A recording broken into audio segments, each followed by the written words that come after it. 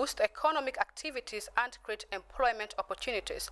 Honorable Sidi Keita said this at a major meeting in Jara Soma during the ongoing Meet the People tour by His Excellency Adama Barrow, as we hear in this report by MS Chalo.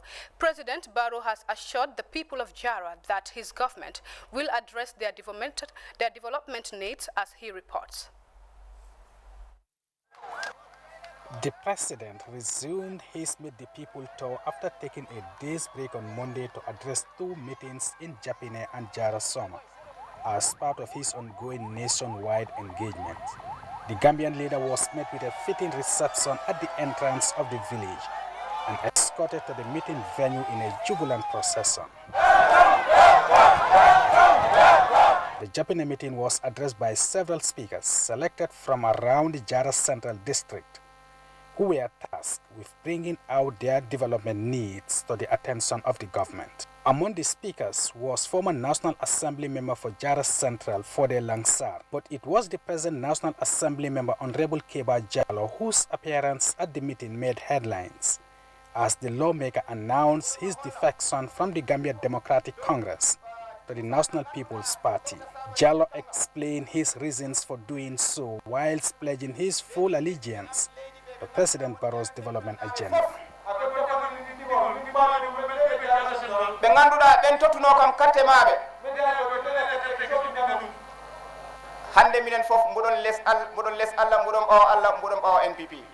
Responding to issues raised during the meeting, Tourism Minister Ahmad Ba, Local Governments Musa Drame, and Health Minister Dr. Ahmadu Lamin Samate all assured the people of Jara Central that their concerns will be addressed before President Barrow took to the podium to express his satisfaction with the show of support from the people of Jara Central, and then assuring them that the time has arrived for the area to benefit from development projects under his regime.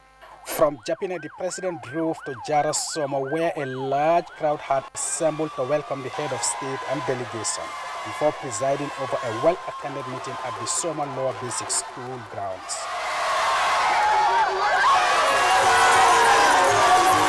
Issues of development dominated the agenda at the Soma meeting, one of which was the lack of good roads and health facilities for the people of Kabada and other settlements in the district, which was raised at both the Japine and Jara Soma meetings. Speaking for the first time during the tour, Trade Minister Sidi Keita, who is the newest member of President Barrow's cabinet and a native of the area, said he was impressed with the government's development agenda, which convinced him to end more than 2 decades of international appointment and take up the ministerial post.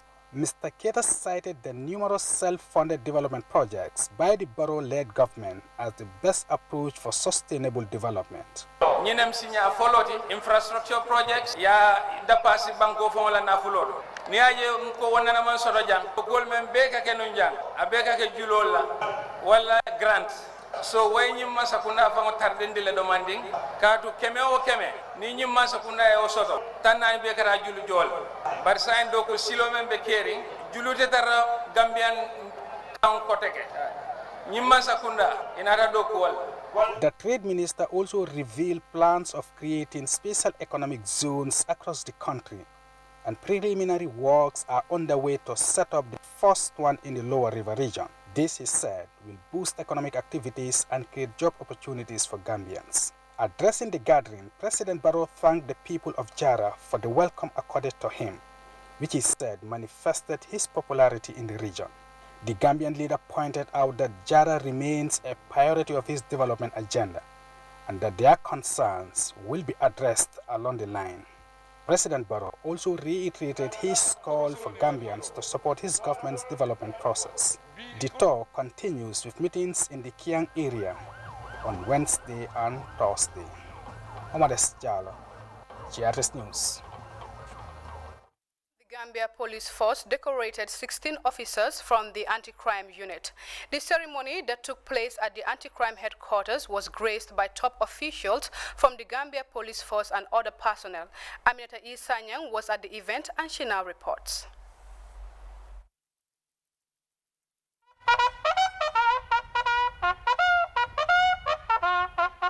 To invigorate the officers and to ensure active community policing, The Gambia Police Force decorates 16 officers of the anti-crime unit.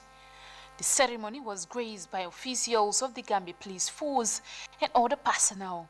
The anti-crime unit commander superintendent Momodu Sow delved into the unit's efforts to combating crimes in the country. It is about time the police and the general public synchronize efforts in strategic and logistics manners to quickly and appropriately curb the occurrence of crime in our society.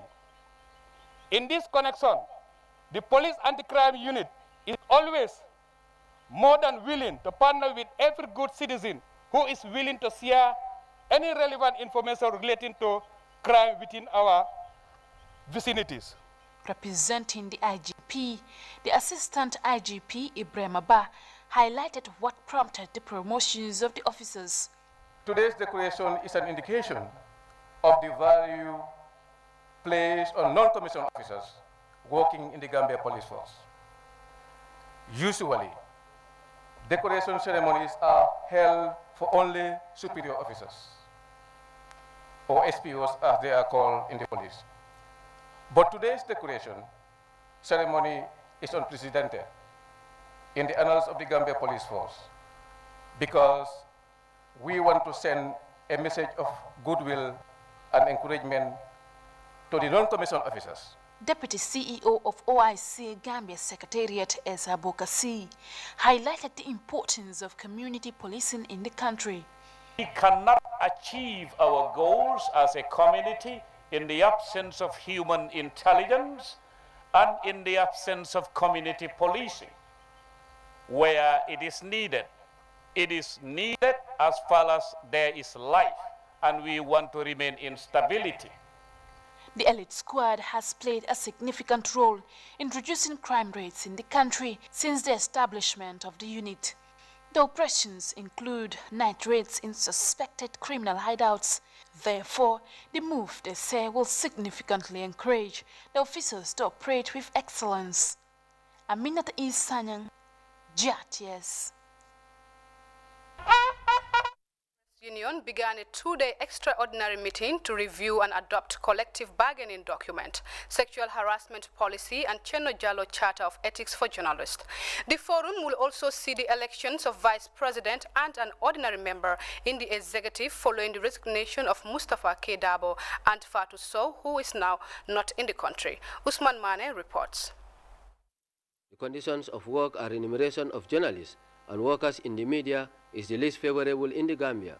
Evidence have established that low pay, unfavorable work conditions, sexual harassment and standard ethics has been the key obstacle to the progress of journalism and media work.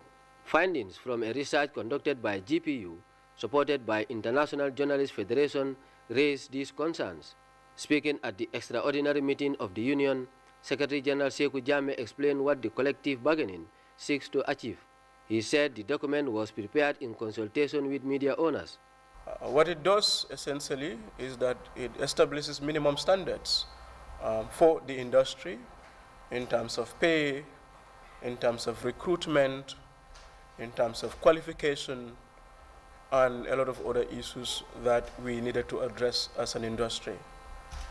The objective of collective bargaining framework anywhere else in the world are mainly three, because when you have it in place, it improves the quality of journalism. This is rooted in the argument that when journalists when their welfare is properly taken care of, then they give you quality work. But also, what people don't talk. Addressing issues of gender-based violence, GPU has also developed the sexual harassment policy to create an enabling environment for members, including women at their workplaces. Mustafa Mbai is the chairman, Ethics and Disciplinary Committee. The Gambia President is very much concerned about the welfare of its members. And sexual harassment, of course, we all know, going by the definition, is something that is happening every day in every aspect of life, including where the media and media personnel operates. So we feel that something needs to be done, and we need to be very clear in what needs to be done, and that is why we decided to ensure that this document is adopted so that our members will live and work safely and dignifiedly in their various institutions. The profession is changing, which poses a challenge to the fundamentals of media ethics.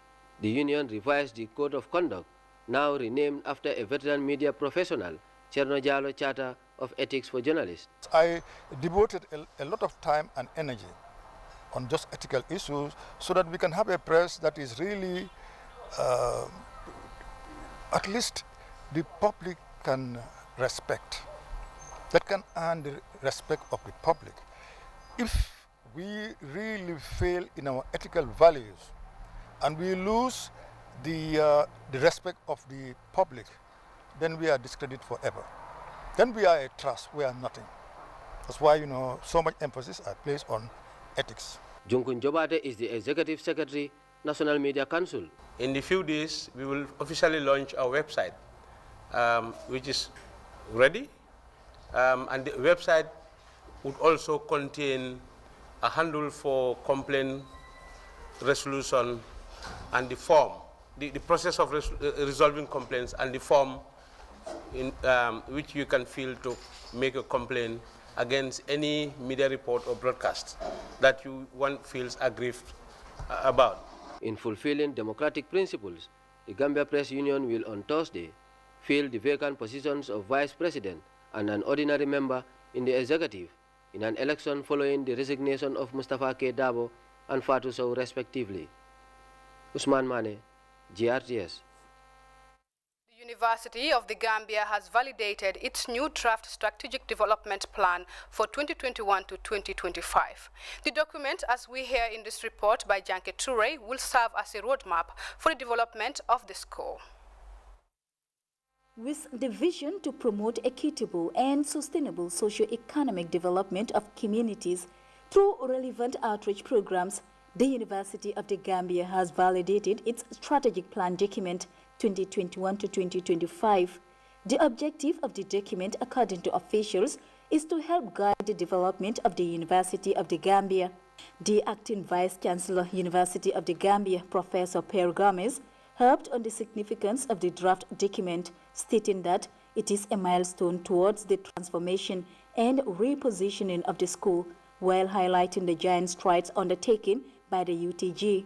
For the past decade, UTG has been operating without a strategic plan, a reality we are not proud of.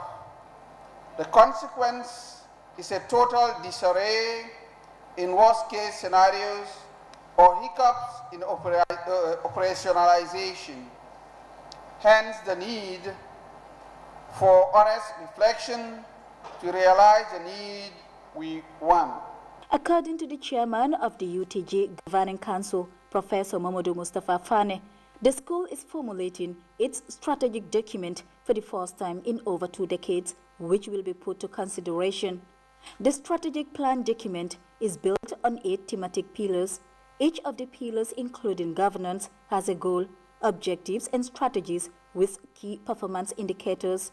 Permanent Secretary, Ministry of Higher Education, Research, Science and Technology, highlighted the significance of the document.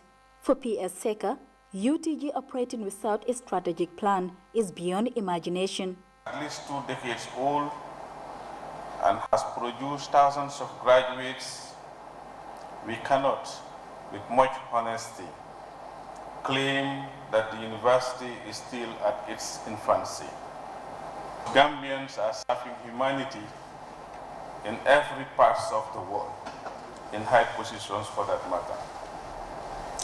Through 20 years, a lot of water has passed under the bridge, and that child of 1999 today should have grown into a young adult, and the UTG cannot be an exception. It could be noted that the University of the Gambia was established by an Act of Parliament in September 1999, following much debate and study for its sustainability.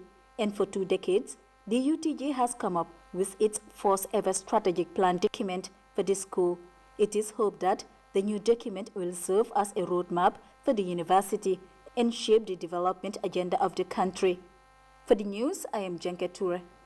The National Youth Council has held its second retreat and youth dialogue on electoral reforms, democracy and development. The two-day youth convergence draws the participation of 65 youths from across the country. Baba Silla now reports.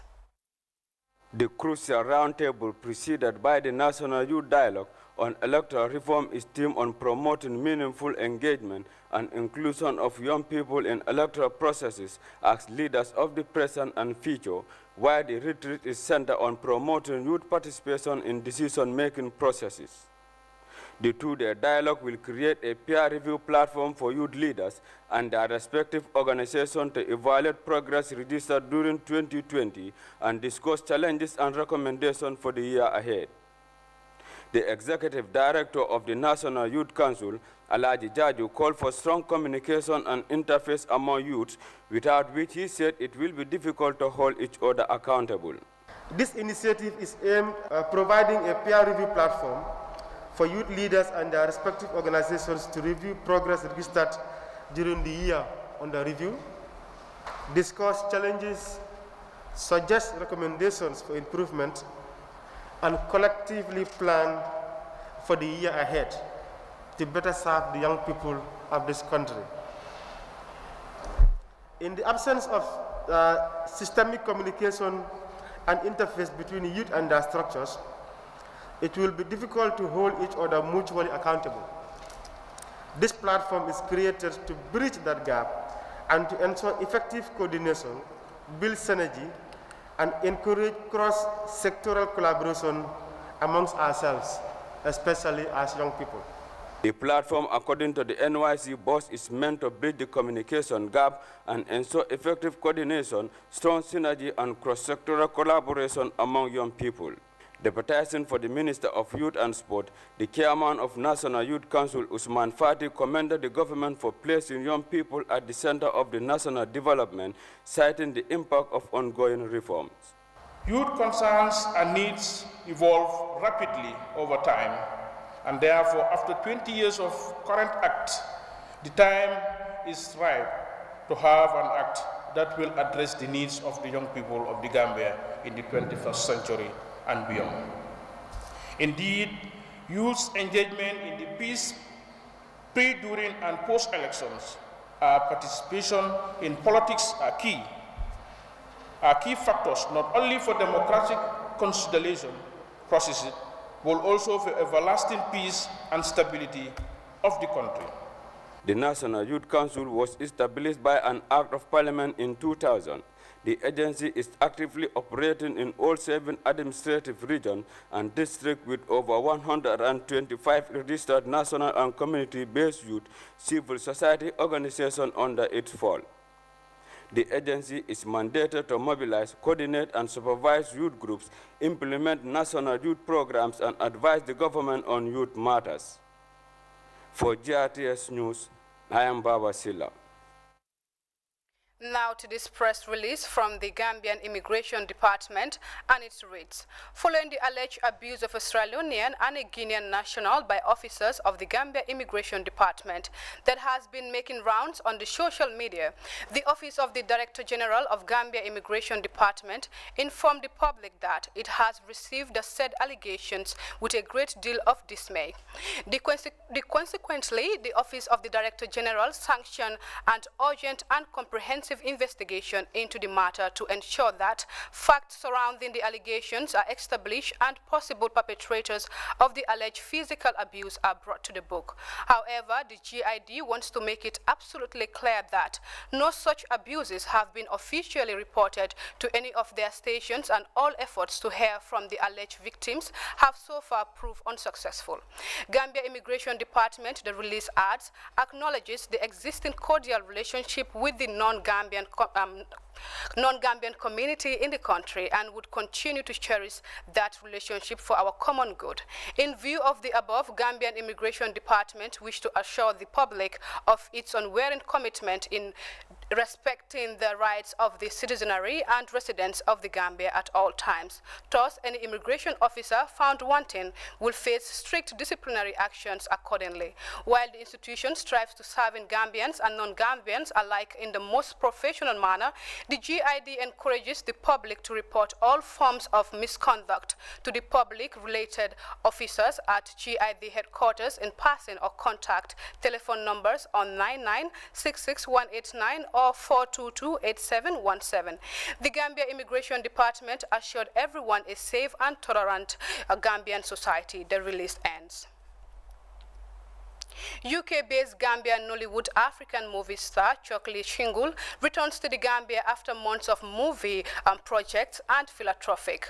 The official unveiling and cocktail reception of the star will give him the opportunity to unveil his projects. Senabu Jain was at the airport and she now reports. Banjul International Airport. CEO of Shing's Promotions, Chokli Shingul, based in Leeds, is an all-rounder actor who has appeared in several movies, including the series Wives, currently available on BBTV Online, and The Evil That Men Do on YouTube, among a host of other movies.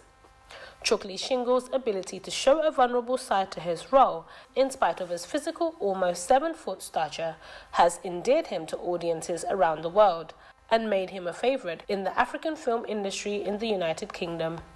Despite the strict lockdown measures in the United Kingdom, the Banjul International Airport still receives flights which will give Chokli the opportunity to see his family and friends as well as work on his new projects.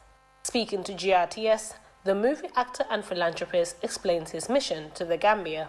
To be fair, it's not been that long because I was here in January and I was meant to come back in March to do a project, but then because of the lockdown, it couldn't happen. So since then, we've been planning on coming, but never materialized. But yeah, I'm glad to be back, happy to be here. It was give or take whether it was going to happen, because as you probably saw in the news, England is in lockdown. But fingers crossed we made it, so I'm good. I'm here till around the 3rd, but then I've got a project in Senegal, so I'm going to Senegal on the 27th. And I'll be there for a week because I've got some projects there to do. Well, I'll probably be doing most of my philanthropy stuff, but then filming-wise, not in the Gambia yet. But might do. With a philanthropic background, Chokli shares why his focus on widows in particular is his drive in rendering support. Well, I'm very close to my mom, and I like helping women, especially women that don't have help because the male partner's not there. And they've got kids to raise. It's difficult for them because most of them probably get their bits and pieces from the market. So any little that you can do to help goes a long way. And I believe in the more you give, the more you get. So Christmas Day is my mom's birthday. Now she's passed in April, so I'm looking to probably do something to commemorate the day. So. Chokli, who lost his mother in April but couldn't come back due to the lockdown, has now arrived at his family home in Fajara. Chokli and friends will be preparing for the official unveiling cocktail reception on the 5th of January 2021 at the MV Clubhouse in Fajara. Senabu Jain for GRTS News. The upper region now, where the Tax Advisory Committee on the region is holding its quarterly meeting as head of institutions and departments gather to share their activity report on their achievements and constraints within the region.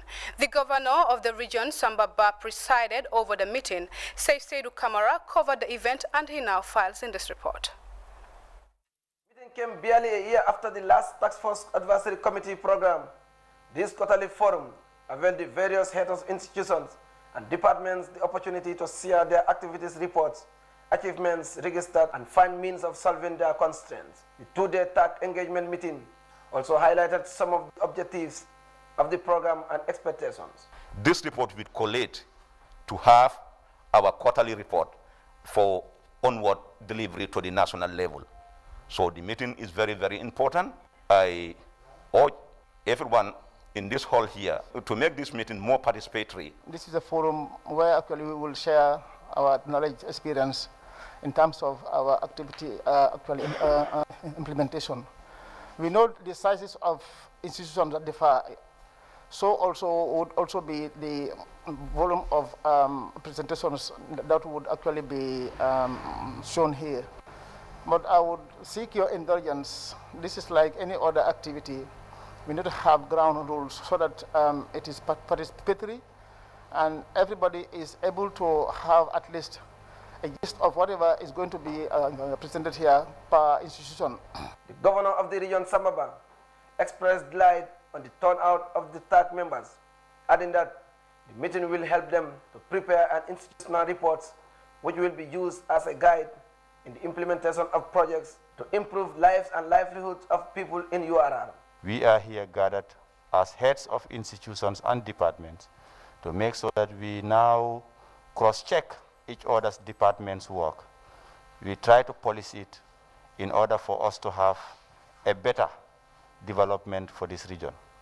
We all know, as we are seated here as heads of institutions, we are either representing government or we are partnering with government to make sure that we help improve the lives and livelihoods of the people that we represent. And the people that we represent are the people of Upper River Region. And therefore, we are here in Upper River Region to make sure that we impact positively on the lives and livelihood of the people of Upper River Region. According to Governor Bam, the Task Force Advisory Committee meeting will serve as an avenue for heads of various institutions to interact and share best practices and ideas for a better working environment and as well improve the well-being of the people in the region. And anytime soon, as I said earlier, you leave office, you will leave a legacy that people will keep on talking positively in your absence. So we have the task and we have the role to play. We all know that as institutional heads, there is a body that we are representing. And there are people also who are serving under us. So therefore, the change of life of those particular people also lies in our hands. The event also witnessed presentations by a representative of the Department of Livestock, Emmanuel Mendy, stating that 82.9% of ruminants in the regions have been vaccinated, whilst the immigrations also present their quarterly report on the achievements and challenges, particularly on documentation. It is hoped that at the end of the 2 days, the stakeholders will come up with a well-comprehensive institutional report for the region as well as a national project implementation that will represent. The meeting came barely a year after the last. A short break, and when we return, we'll look at news beyond our borders. Do stay with us.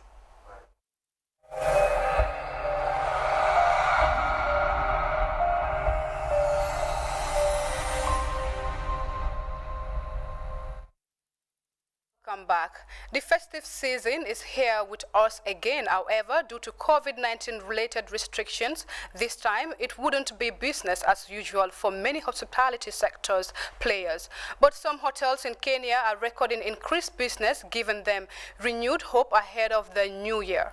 CGTN's Nick Mudiba reports. The Sawela Lodge, an increasingly popular holiday destination in Naivasha, Kenya, where signs depicting the festive season welcome visitors upon arrival. It's clear that business here is slowly getting back to normal as more guests check in. The hotel's management has been pleasantly surprised by the increase in visitor numbers, but it insists that observing the Ministry of Health guidelines remains their top priority. As we prepare for festive period, we have put in place measures which will actually safeguard all our guests staying with us against the COVID-19 pandemic. We have also been certified by public health, and I must say we are doing pretty well in terms of the measures we put in place. The expanded dining area captures the surge in the number of guests. The chefs are also busy preparing delicacies specially ordered.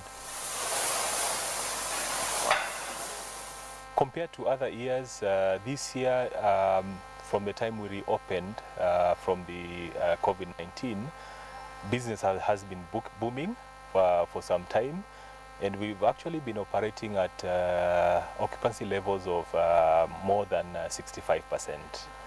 So surprisingly as well, for the meeting rooms, they are all fully booked. The rooms have to be well maintained to ensure they meet all the required health standards. Before we reopened, we actually brought in staff members and did some training on the COVID, which was actually conducted by the Public Health Office based in Naivasha. They actually gave us guidelines. Everybody was trained and they know how to handle themselves during this pandemic. 2020 has been a difficult year for many Kenyans, and the festive season has actually offered an avenue to unwind. Hotels here are actually booked at 90% capacity, something that many didn't expect, but it's all about the mind, relaxing, hoping that 2021 will actually offer a good platform and a softer landing for so many who've seen the COVID-19 drought in 2020. Nick Mudimba, CGTN, Naivasha, Kenya. End this newscast, a recap of the day's top stories.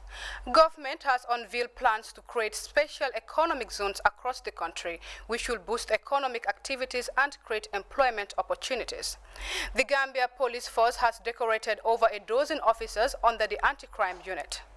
The Gambia Press Union has held 2-day convergence to review and adopt key documents coupled with the filling of vacant seats at the executive level. University of the Gambia is validating the institution's strategy policy document for the year 2021 to 2025. And elsewhere around the world, Kenyan hospitality industry is gearing up for the festive season with renewed hope despite the huge impacts of COVID-19. With that, we want to thank you for watching and do enjoy the rest of our programs.